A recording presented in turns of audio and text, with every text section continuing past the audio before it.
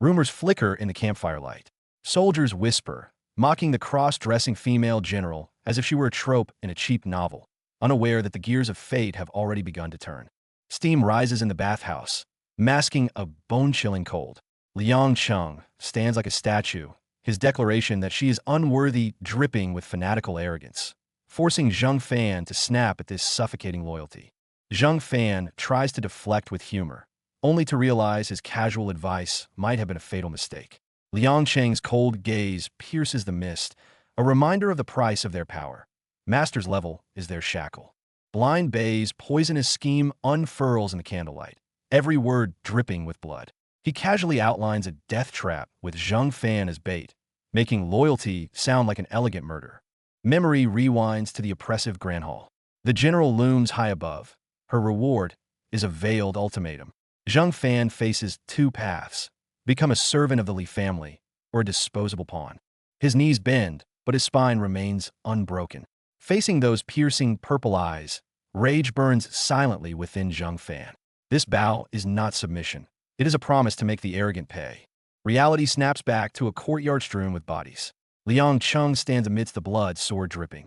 For these demons, slaughter is mere housekeeping. They even complain the massacre was too boring. Before the scent of blood fades, a new hit list is drawn. Blind Bei sits calmly, casually deciding the doom of the next gang, as if discussing the weather, embodying the cold ruthlessness of a mastermind. Screams tear through the night's silence. Xinjiang strikes with brutal precision, her needles becoming instruments of torture. The once arrogant gang leader now only howls in agony at her feet. Xinjiang elegantly lifts the teapot, a cruel, enchanting smile playing on her lips. She savors the enemy's fear like a delicate dessert, the glint in her purple eyes more dangerous than any blade. Meanwhile, desert winds howl. Xinjiang drops her killing intent, revealing rare concern. Far away, Zheng Fan treks through unknown danger, and this distant worry is the demon's only trace of warmth. The casual campfire chat ends abruptly. Blind Bei's ear twitches, and the air freezes. Footsteps echo from the darkness. Weapons are drawn instantly, blurring the line between hunter and hunted. Uninvited guests emerge from the night, claiming to seek shelter. Cloaks hide not just faces, but lethal intent. They stand off in the cold wind, violent undercurrents surging beneath polite greetings. Chapter 12, Devil's Advent. The throne of power contrasts sharply with the desolate wild. Zheng Fan treads carefully, while fate's red thread binds him to the proud general. A greater storm is brewing. By the fire, suspicion passes with the wineskin. Zheng Fan pushes it away, feigning a sore throat, his eyes cold as ice. He sneers internally. Such a clumsy cliché could never fool him. She claims to be a fallen barbarian leader, showing sleeping children to gain sympathy. But Zheng Fan's hand quietly rests on his hilt. Lies crumble before his sharp intuition. The moment of truth has arrived. The disguise is shredded. Ai points out the Li family seal on the horses, her tone dripping with mockery. Pretense is dropped. Zheng Fan's caution hardens into murderous intent. Words are done. Only death remains. The parley collapses instantly. Ai forms a seal, green fell energy swirling madly around her. It is the barbarian forbidden art. Rise corpse. She intends to wake the dead and turn this wasteland into hell. Piercing howls shatter the night as fallen corpses twist and rise in green fire, morphing into hideous monsters. Fear spreads, but Zheng Fan shows no panic, only a strange look of anticipating a farce. What cruel irony! Using necromancy before the progenitor of all zombies? Blind Bei glances back at Liang Cheng, a malicious smirk curling his lips. Liang Cheng, look, your relatives are here to say hello. The night shatters as demons roar. Facing the tide of skeletal monsters, the mysterious figure clasps hands, raising a green barrier amidst the despair to hold the line. He broke my control. Enraged, Blind Bei holds nothing back. Green light explodes from his palms as the barbarian curse eye snaps open to reveal the truth. The eye reveals a terrifying demonic entity. In that moment of shock, enemy warriors close the circle, and the shadow of death descends upon him. The flames of war spread. Xinjiang shields the children behind her. Facing the devouring crimson fire, the green glow in her eyes burns with defiance. She will not retreat. Not good. A shadow dies like a hawk, blades flashing cold light. Xinjiang cries out, instinctively spreading her arms to shield the terrified children beneath her wings. If there's no retreat, carve a bloody path. Xin Yang's rage turns into a green storm. Abandoning defense, she becomes a streak of lethal light charging the blade. Wind howls as Xin Yang weaves through the air. Facing the enemy's mockery, she curls her lips into a wicked smile, eyes boiling with killing intent. You're the one running, aren't you? The tables turn. Xin Yang streaks past clutching two captives. A desperate cry of master drains the color from the black-armored knight's face. She's playing dirty. They clash in the high skies. The Black Knight dies with burning rage. Xin Yang meets him with a cold stare and drawn blade. The air crackles with the tension of their collision. Suddenly, a giant hand reaches from the darkness, mercilessly gripping the girl's wrist. Suspended in air, her pupils constrict in sheer helplessness and terror. The sword flashes without mercy, blood splatters. The blue-haired youth shows no hesitation at her screams. This strike is meant to kill. You dare! Enraged by his companion's pain, the black-haired man roars through tears, swinging his blade in a desperate bid to make them pay, even at the cost of his life. Though covered in wounds, he never loosens his grip on the black blade. It is his last line of defense, his eyes filled with a madness that would give the Reaper pause. The gears of destiny turn wildly. The demon on the throne looks down upon all, while the falling warrior mirrors this chaotic world, drifting into the unknown, left only to fight. Go to hell! The purple-haired warrior strikes with all his might, only to be easily caught single-handed. The mocking laughter hits like a hammer against every tense nerve. A massive shockwave erupts, firelight reflecting on the blue-haired youth's face. His eyes widen, cold sweat pouring. This level of power is beyond anything they can withstand. Above, before he can react, the Reaper's scythe arrives. The purple-haired fiend falls like a meteor, the savage glint in her eyes the last thing he sees. Schlick! The sound of steel-piercing armor sets teeth on edge. Blood sprays as the purple-haired warrior grins, driving the sword deep into the chest with cruel finality. The battle is lost. With a dull thud, the wounded is blasted away. The survivor carries his unconscious comrade, fleeing desperately into the night, every step heavy with despair. Don't chase. Blind Bay collapses weakly, his zombies falling with him. He holds back his bloodthirsty companion, voice trembling. Protecting the master is all that matters. As the dust settles, Sanair clings affectionately, praising the foresight of the battle plan. Behind the eye patch, a cunning smile hides a deeper complexity. The poison dagger was merely the opening act.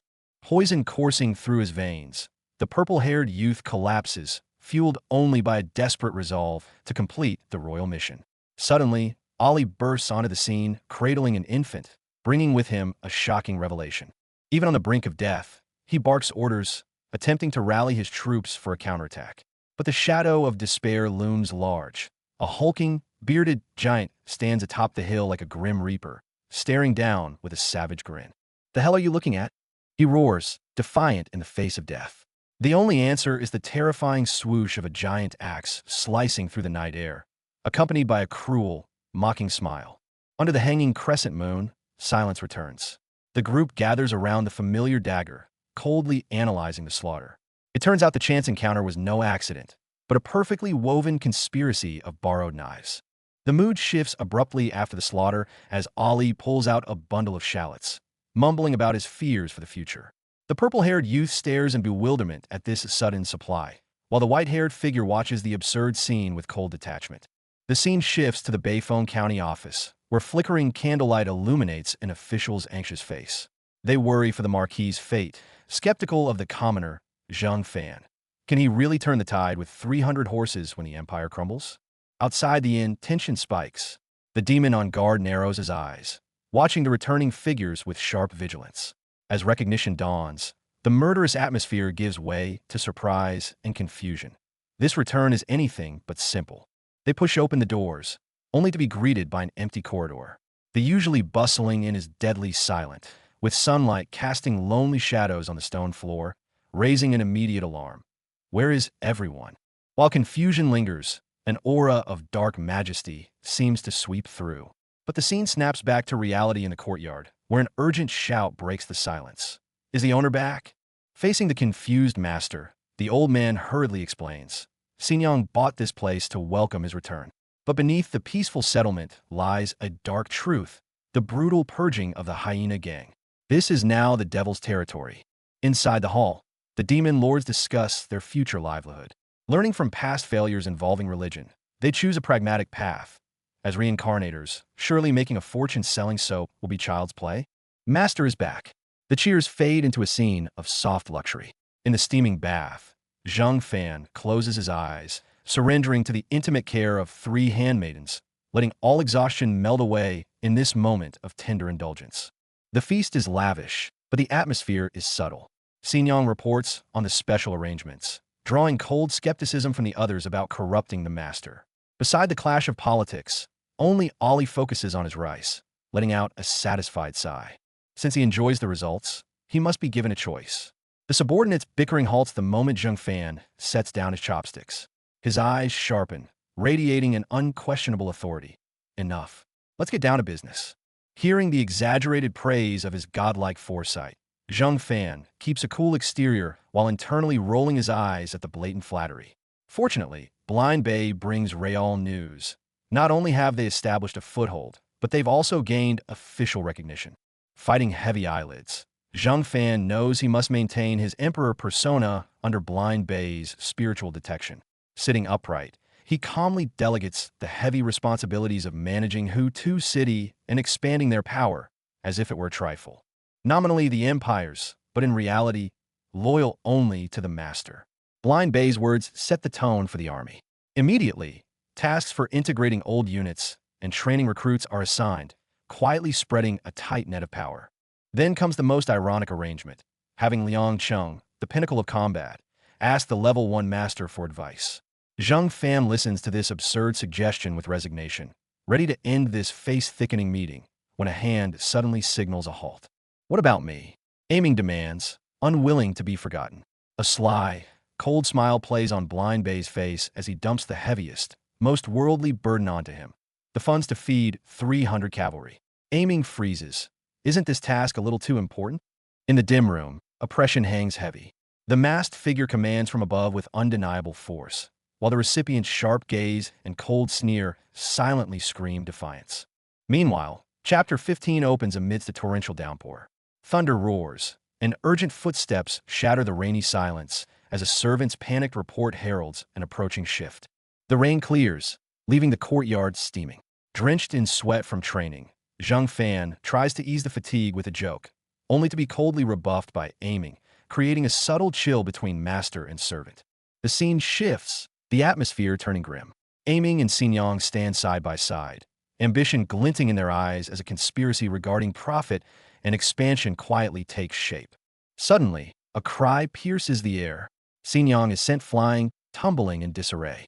The attacker stands centrally, citing the absurd excuse of forgetting the master's massage, twisting the violence into dark comedy. The farce fades, replaced by heavy reality. Aiming senses no growth in aura, while Zhang Fan bites his nails in anxiety. Sheer hard work has hit an invisible wall, leaving the path ahead shrouded in fog. As Zhang Fan ponders deep in thought, Aiming suddenly bows, ambiguously offering a new product, soap. This abrupt tribute instantly turns serious contemplation into awkward ridicule. Blind Bay appears with a knowing smile, setting a meeting at the pavilion tonight. He turns to leave, his self-deprecating quip, luckily I'm blind, diffusing the misunderstood tension behind him. Night falls, lanterns glow. Xinjiang leans against the door, eyes flirting as she complains about Liang Cheng's roughness, her words dripping with a suggestive desire for special training. Jokes aside, Zhang Fan rejects the vampire shortcut. As Blind Bay announces cultivation as the topic, the air in the courtyard freezes, the wind whispers, and the real discussion begins. Candlelight flickers in the hall. They coldly analyze the master's transformation, from a combat novice to a warrior with shocking proficiency. The speed of his growth is truly terrifying. Barely a month. Blind Bay's face darkens as he voices his deepest suspicion. The master's recovery defies logic, hinting at a mysterious power link bound by absolute loyalty. The truth is laid bare. Blind Bay reveals they're like game followers, their levels capped by the player. As long as Zhang Fan remains level 1, their power is shackled. Despair spreads through the air. With their power suppressed, a mad, blasphemous thought breeds in the darkness. What if, We chop up the master. The words strike like thunder. The demon's expressions freeze. Eyes flash with ferocity, hesitation, and struggle as bloodlust clashes violently with loyalty, stretching the tension to its breaking point. The scene shifts abruptly, a distortion in reality, revealing a cheerful recruitment message from another world. The joyful cherry blossoms form an absurd contrast to the grim tension just witnessed. Chapter 16 opens, returning to the fatal question. On the throne of power, master and servant seem intimate, yet the whisper, will the restrictions be lifted?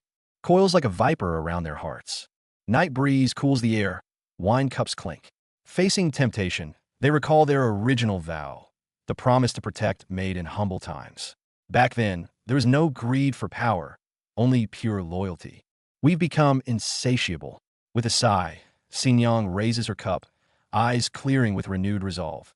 Drink this wine and bury that treasonous thought forever. They drink deep.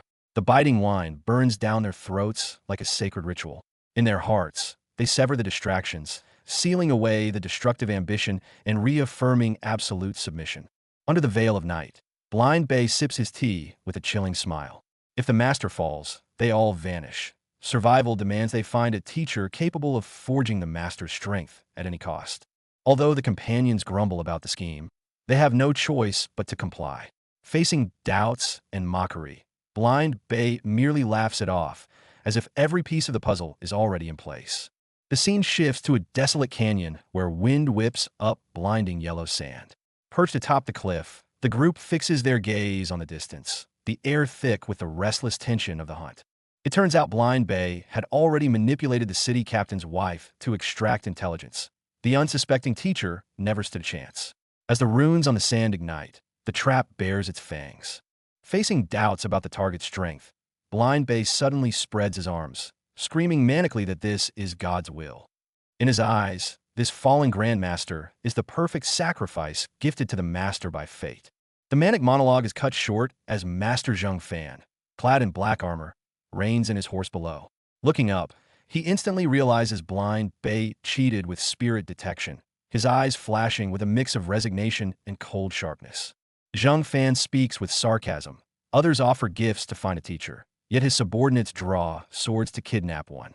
But in this cruel world, only absolute power ensures survival, a truth he knows better than anyone. With the master's tacit approval, the switch for slaughter is flipped. Harboring a dark secret, Blind Bay waves his hand, and the demons descend the cliff like hungry wolves. The bloody game of selection begins. Just as they prepare to strike, a returning scout brings unexpected news. Another group has their eyes on the prize. The simple kidnapping instantly turns into a treacherous web of complexity. Facing this twist, Zheng Fan smiles playfully. If someone else has made the first move, they will simply play the waiting predator. Under the setting sun, the group fades into the shadows, waiting for the trap to spring. With his long sword across his chest, the golden light in Zheng Fan's eyes dances in the dark. Behind that faint smile lies a blade ready to be drawn and an ambition to control the entire board. The moon is dark, the wind high. Killing intent quietly condenses in the silent night sky. The devil's advent ensures the wilderness tonight will be stained red with blood. Suddenly, firelight tears through the night sky. Amidst cries of an enemy ambush, Captain Wang Li wields his sword against the attackers. Recognizing them instantly, he screams in desperation, ordering his men to break out. On the cliff's edge, warhorses neigh. To ensure the survival of a comrade with a pregnant wife, one man turns back to hold the line, trading his life for his friend's chance to escape, a tragic, definitive sacrifice. Despite a desperate resistance, the man named Ding Ru is nailed to a stake, gasping in agony. From the darkness, Blind Bay approaches with an eerie glow, reciting verses about finding a kindred spirit, creating a scene of chilling contrast. Elsewhere, Xin Yang bursts into manic laughter as she is surrounded. Needles and threads dance through the air, instantly striking the assassins dead. Blood blooms behind her like a tragic, cruel flower. The roar of violence echoes through the canyon as a massive palm descends without mercy. The demon subordinates display overwhelming power, crushing the resisting enemies into pools of blood. Objective achieved, or perhaps to avoid further trouble, Blind Bay decisively orders a retreat. With Liang Sheng covering the rear and Xin Yang clearing the path, this terrifying squad moves through the corpse-strewn battlefield as if entering an empty land. An assassin, mistaking the blind man for an easy target, launches a sneak attack, only to be met with Blind Bay's scornful smile. Purple lightning flashes, a strike that not only parries the blade, but instantly shatters the enemy's courage. As the dust settles, onlookers are horrified to find that the seemingly weak blind man instantly obliterated a high-rank assassin. Blind Bay sheathes his weapon and coldly calls for Ali, leaving the world with nothing but an unfathomable silhouette. Under the cold moonlight, Blind Bay accepts the enemy's dying wish with a smirk. His promise to take care of the wife carries a chilling double meaning.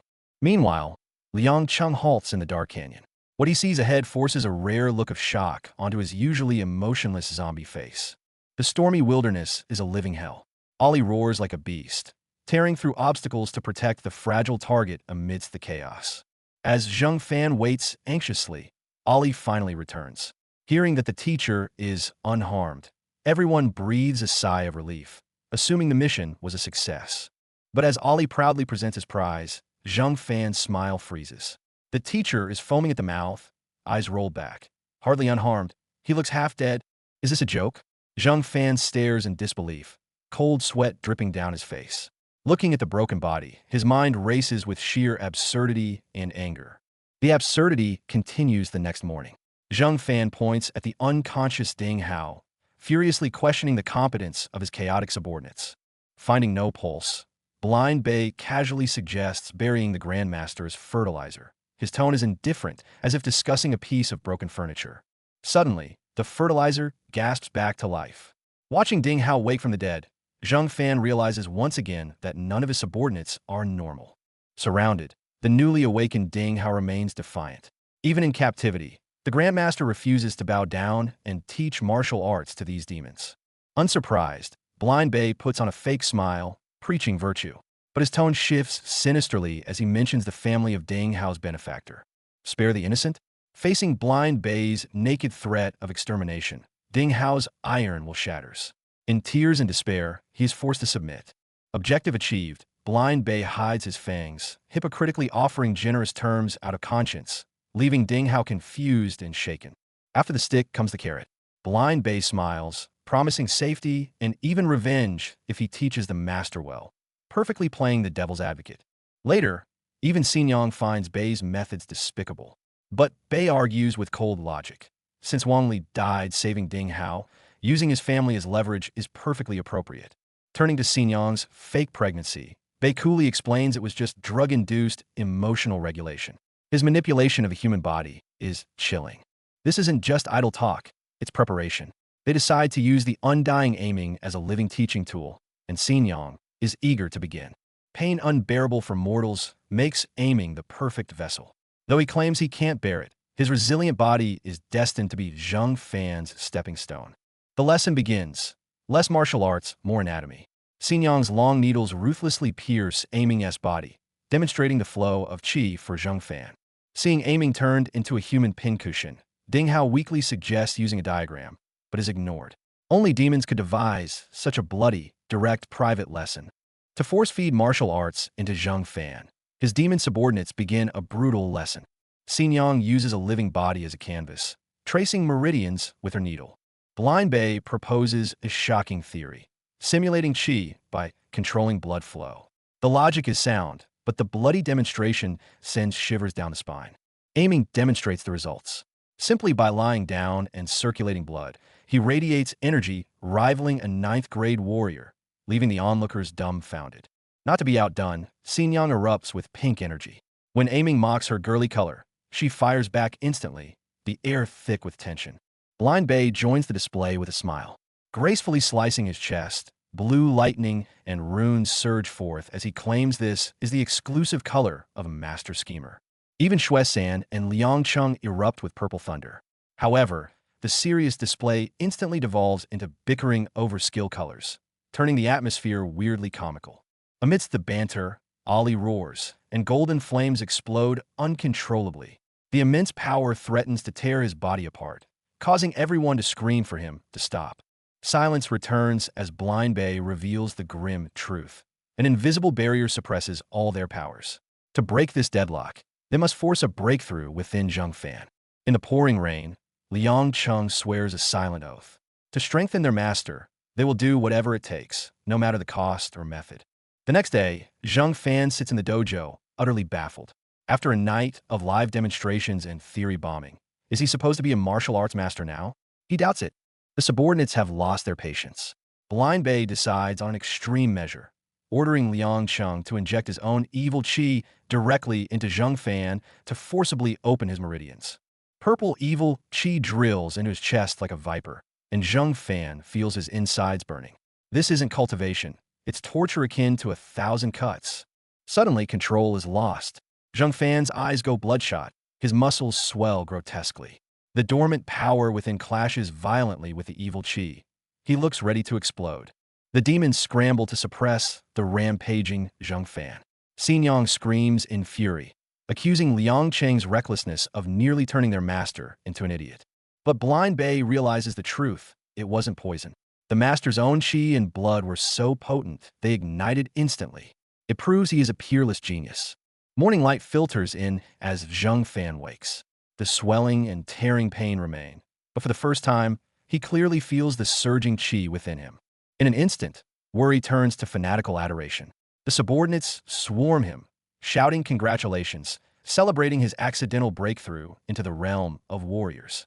But behind the cheers, the demons' eyes gleam with greed and cunning.